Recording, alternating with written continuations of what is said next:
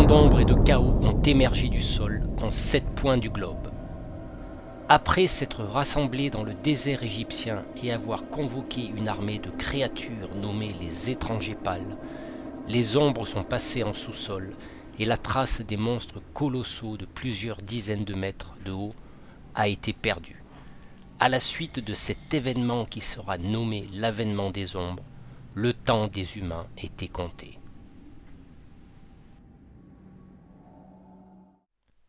Eh bien bonjour à toutes et à tous, ravi de vous retrouver pour une nouvelle vidéo. Ça faisait un petit moment que j'en publiais plus, j'étais bien occupé. Dans cette vidéo, on va voir un deck building post-apocalyptique créé par un compatriote de ma région d'origine, la Corse. Donc Jean-Michel Martin, je te remercie de m'avoir fait parvenir ce deck building. Sillage, donc qui va dans le sens de son univers, donc avec un style relativement épuré qui est voulu par l'auteur par rapport au jeu de rôle qu'il a créé. Alors pour la petite histoire et avec l'autorisation de Jean-Michel, suite à quelques petites complications médicales, ça a créé un handicap et j'ai été très touché par son histoire car il s'est plongé dans son univers, que ce soit par l'écriture, en publiant des livres, que ce soit par la création d'un jeu de rôle, jeu vidéo et maintenant un jeu de cartes. Donc dans ce jeu de cartes, on va y retrouver l'ambiance post-apocalyptique de son univers où des choses qu'on appelle des ombres ont émergé de terre.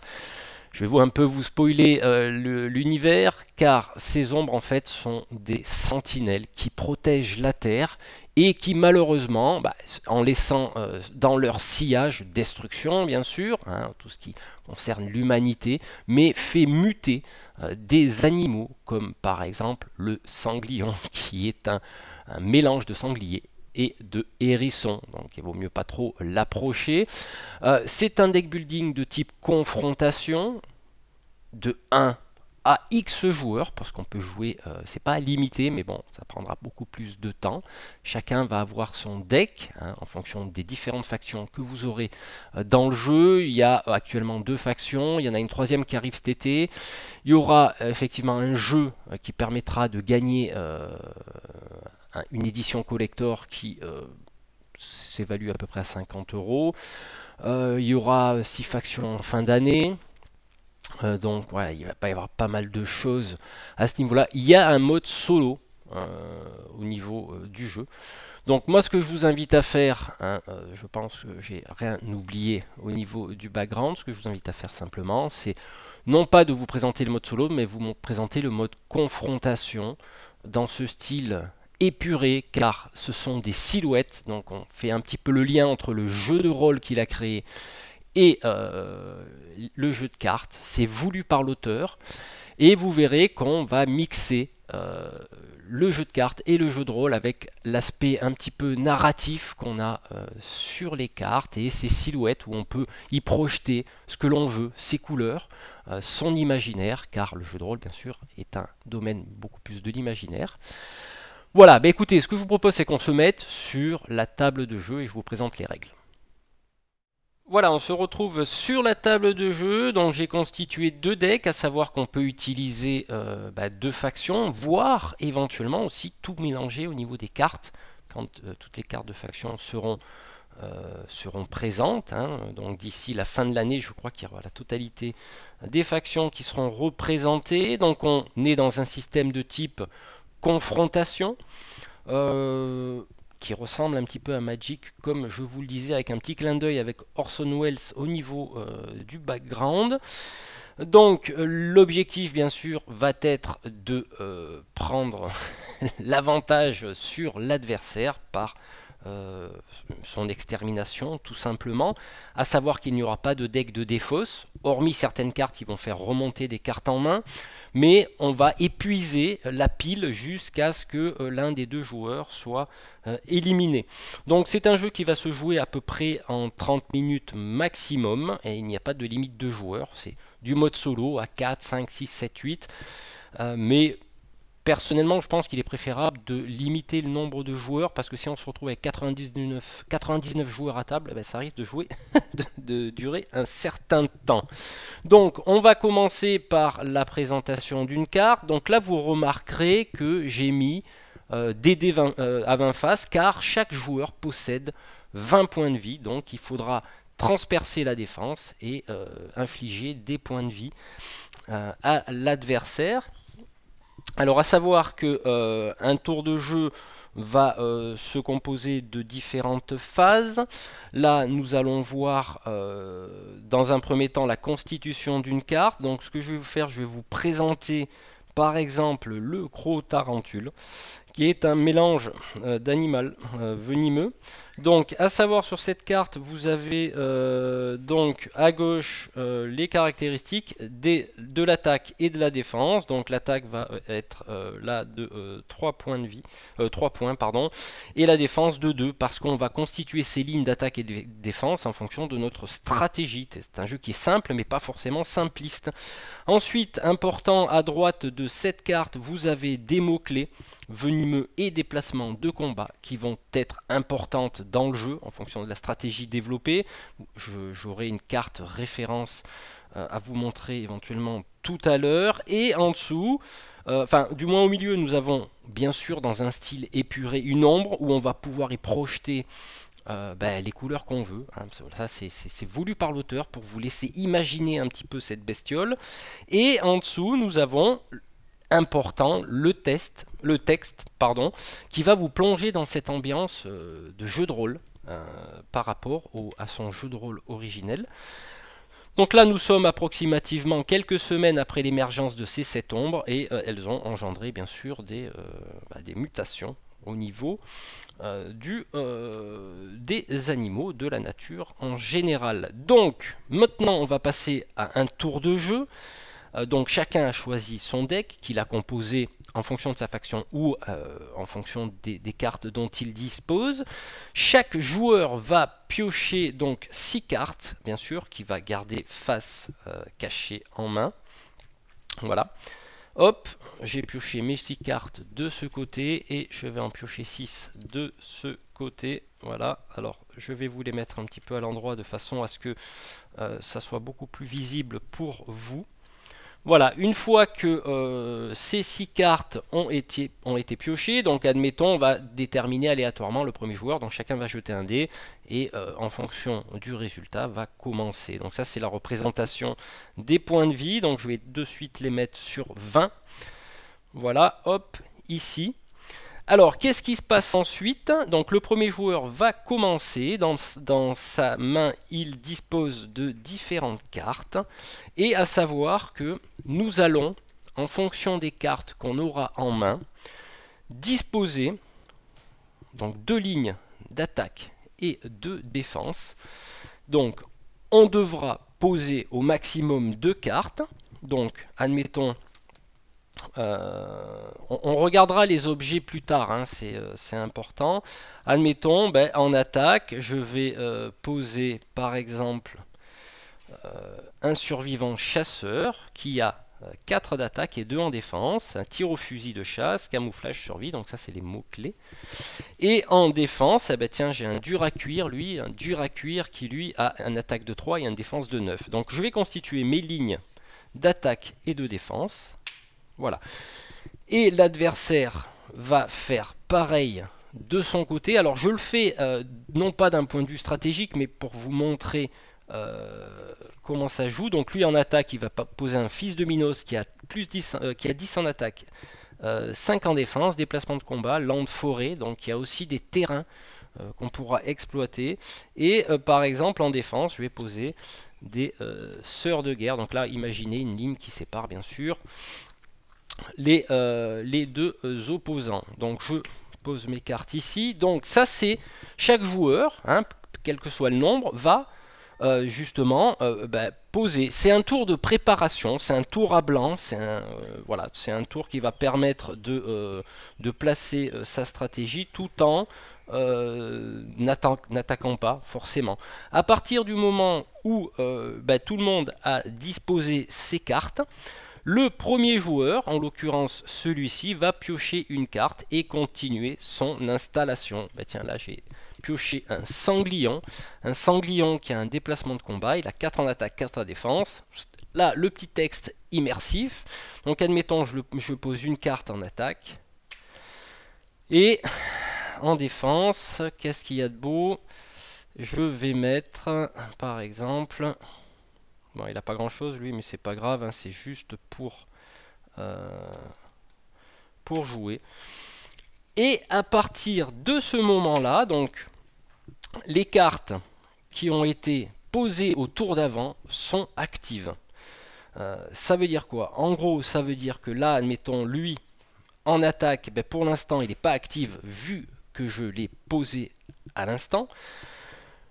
La particularité, c'est que par contre, en ligne de défense, eh ben, la carte s'active tout de suite. Voilà. Donc je la mets dans ce sens-là pour expliquer qu'elle n'est pas active dans ce tour et je vais procéder à l'attaque. Ça veut dire que le survivant chasseur va attaquer avec plus 4. La ligne de défense ici va contrer son attaque qui est à une défense de plus 5. Donc là, on ne dépasse pas, on n'égalise pas ou on ne dépasse pas la défense adverse. Donc 4 plus, opposé à la défense de 5, eh ben, il y a une différence de 1. Donc cette carte ne sera pas détruite. C'est au cas où, si j'avais eu une attaque supérieure à la ligne de défense, auquel cas la carte est détruite et va partir dans le cimetière. Donc voilà un petit peu le concept, à savoir qu'il y a des possibilités avec une carte particulière de remonter cette carte en main, mais à savoir que toutes les cartes détruites partent dans le cimetière et ne seront pas réintégrées dans le deck de départ.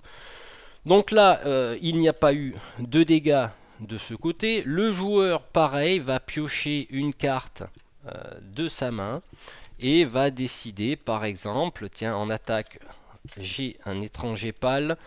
Et en défense, eh ben, je vais mettre, là j'ai pas grand chose, je vais mettre une sœur de bataille, mais c'est pas obligé de le mettre, hein, on peut garder en main, c'est minimum, effectivement on pose une carte, maximum 2.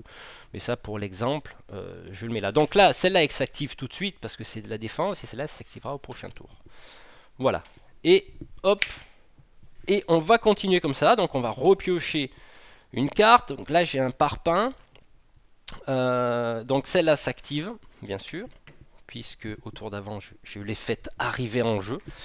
Et on va continuer tout ça. Là, par exemple, j'ai une attaque de 4. Donc en défense, terrain, ligne défensive, ajoute un survivant en jeu. Voilà, donc il y a des particularités au niveau des terrains qui vont permettre justement, celui-là, on va le mettre comme ça pour montrer qu'il n'est pas actif encore. La particularité du jeu, c'est qu'à n'importe quel moment du jeu, que ça soit notre tour, le tour du joueur actif ou le tour du joueur défensif, on pourra poser une carte d'objet. Donc là, en l'occurrence, c'est une arme de poing qui ne pourra être utilisée que par un personnage portant la mention arme de poing qui procure une attaque de plus 2. Et pendant un tour, ça voudra dire qu'à la fin du tour, eh ben, cette carte sera défaussée et mise dans, on va dire, dans le cimetière. Donc voilà, il y a toute une alternance de tours comme ça. On pioche une carte en main, on les pose, maximum 2 en ligne de défense et en ligne d'attaque. À aucun moment on peut poser 2 cartes en ligne d'attaque ou 2 cartes en ligne de défense. À savoir que ces cartes-là, une fois qu'elles sont posées, ne peuvent pas être bouger d'une ligne à l'autre, donc je ne peux pas faire monter celle-là en ligne d'attaque puisqu'elle est en défense. Qu'est-ce qu'il y a de particulier aussi? Donc il y a aussi au niveau des compétences, et ça c'est important de faire en sorte dans notre stratégie d'utiliser les compétences de nos cartes. Par exemple, le survivant chasseur, il a un tir au fusil de chasse, il a un camouflage, il a une compétence survie. Donc par exemple survie, le personnage régénère ses points de défense à chaque tour. Donc par exemple il a aussi un tir au fusil. Alors là je le vois pas bien sur les cartes. Bon c'est pas grave, je vais juste vous parler du camouflage. Camouflage, personnage pouvant être joué face retournée. Donc il est camouflé par exemple. Qu'est-ce que je pourrais vous dire de plus? Donc, bien prendre en compte les compétences. Son deck, en fait, il va falloir le connaître hein, en fonction du background et en fonction du petit texte qu'il y a dessus. Ces cartes d'attaque ou de défense vont permettre de faire activer ces compétences. Et les cartes objets qu'on pourra jouer à n'importe quel moment, quel que soit notre tour. Donc là, j'ai fait un petit peu le tour du jeu, à savoir que effectivement il faudra réduire les points de vie en fonction des attaques et des défenses. Par exemple, à ce tour là, admettons j'attaque avec mes 3 cartes, là on va opposer chaque fois une carte à une attaque, mais forcément étant donné que j'ai que 2 cartes en défense, donc je vais essayer de combiner, mais il va y avoir automatiquement une des 3 cartes qui va passer, admettons celle-là passe, elle a 4 en attaque, et hop, de 20, on va passer à 16. Donc voilà, et le but, ça va être comme à Magic, hein, parce que c'est un petit clin d'œil à Magic, ça va être de faire arriver l'autre joueur à 0 pour gagner la partie, donc qui va se dérouler en moins de 30 minutes, ça peut être très létal, ça peut être très vite. Et je trouve l'originalité de ce jeu à faire le lien, bien sûr, entre le jeu de rôle et le jeu de cartes. Donc on y retrouve des dés 20 pour marquer les points de vie. Après vous pouvez prendre une feuille de papier, vous pouvez prendre des jetons, donc à savoir que les jetons, les dés ne sont pas fournis avec le jeu. Donc on garde un petit peu cette philosophie du jeu de rôle à noter sur une feuille de papier, à utiliser des dés, des petits jetons qu'on va pouvoir trouver comme des petits jetons de loto ou des petits pions quelconques. Voilà, écoutez, on va conclure cette vidéo. Voilà, c'était Sillage, le jeu de cartes tiré de l'univers de Jean-Michel qui va vous permettre de plonger dans un univers post-apocalyptique. Donc je précise que c'est sa société qui édite le jeu JDO Univers. Donc si vous êtes distributeur, pourquoi pas ne prendre contact avec Michel pour l'aider à développer son idée. Pour l'heure, le jeu est en achat, donc je mettrai tous les liens dans la description de cette vidéo ainsi que dans les commentaires épinglés. Si vous voulez plus de renseignements, sa page Facebook, son site, ses jeux vidéo que vous pourrez télécharger aussi sur son site. À savoir que l'achat du jeu se fait en dollars parce qu'il travaille avec une entreprise américaine, donc ça ne va pas vous rebuter, hein, voilà, vous ferez la petite conversion. Donc je concours cet été, une édition collector à gagner. Et à fin de l'année, je pense que toutes les factions seront disponibles, donc ça peut être intéressant. Moi je sais qu'il m'a expliqué que sa fille jouait, elle a 9 ans et elle joue avec ce jeu de cartes, elle se régale même dans le mode solo. Qui est intéressant, je ne l'ai pas étudié mais je regarderai. Voilà, c'est un petit peu ce que j'avais envie de vous montrer, une originalité hein, qui vient de mon île. Et quant à nous, on va se retrouver très bientôt pour de nouvelles vidéos. Donc comme je vous dis, je suis pas mal occupé entre le boulot et puis quelques petits travaux à la maison en ce moment. Voilà, à très bientôt, une bonne journée, une bonne soirée selon l'heure à laquelle vous regardez cette vidéo. Et comme on dit chez nous en Corse, à BLG. Au revoir, ciao.